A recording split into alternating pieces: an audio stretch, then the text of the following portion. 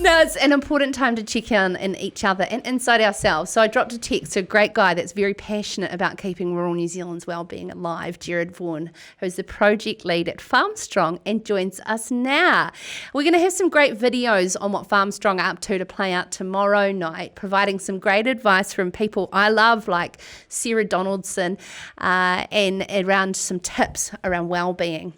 So Gerard joins us. What are some of those key messages this time round, especially as we keep talking on the show about the perfect storm? Oh, that's right. Actually, I mean, Farmstrong's just coming up for 5 years. So a lot of the same things that we've been promoting and sharing to farmers is it's still really relevant, but just focused on the importance of doing some of those things. So, a couple of things that I'd really recommend at the moment is, be clear about what you can control and what you can't control.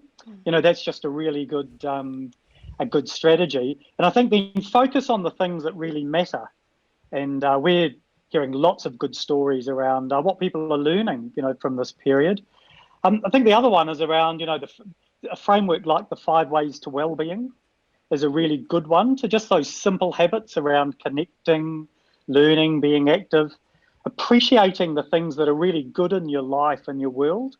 That that's similar to what you were just talking about around contagious laughing. Negative emotions are also contagious, and so at times like this, we probably do have to hunt a bit more for the positive things that are going on. But it's really worth doing regularly, and actually giving. In terms of the 5th way to wellbeing, giving is a really good thing, and we're seeing a lot of giving at the moment, even people sacrificing things for a greater good, for the nation, and those are all really good things for your well-being. I need to ask, you just said about controlling what you can control. Have you lost your razor?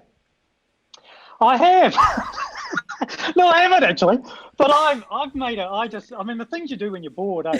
So I decided when we come out of lockdown, I'll shave off my beard, and I'm hoping that it happens, well before Christmas, because I could get a job handing out presents, or else I could get a job, and I've dusted off my guitar. I could get a job playing for ZZ Top, if it goes on too long. So.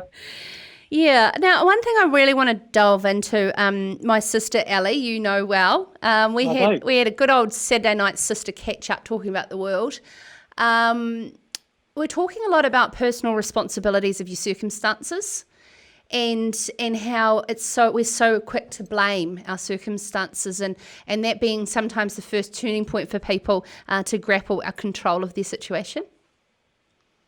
No, that's right. I think to be realistic around what you can control and what you can't, and I think also to be sort of thinking through what you can influence. My cat has just jumped on the table, and I think he's going to knock off this iPhone, but no, I've just pushed them away very gently. That's great. Yeah, and gratitude, of course, is a huge part of it. I tell you what, the one thing that I'm getting a huge reward from is I have a list of people that I want to check in with, and I've just been ticking off my list, and I get gratitude, and that's that good feel-good thing from just reaching out to people. We need to find that time in our busy lives and not just expect the phone to ring to us as well. Yeah, that's right. Actually, the benefit of giving is actually more for the giver than the person who receives. And I've actually been doing that myself, as I've reconnected with people that I've been out of touch with for a long time, and it's been as simple as just sending a text and saying, "How are you getting on?"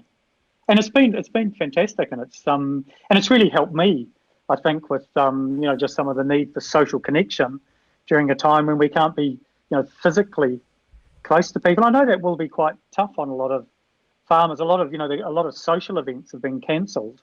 It'll be a while before they start to happen again. So I think looking at other ways, we done a great story on a farmer in the Wairarapa who's a rugby coach as well, and he's running virtual training programs, for his team, because he still wants to win the competition, where they can start playing again. So he's got them doing the drills through Facebook, and he said he wasn't particularly technology savvy, but he's learnt real quick because he's realised that if he doesn't still invest in that, he'll just go back to how he used to, which was just working all the time.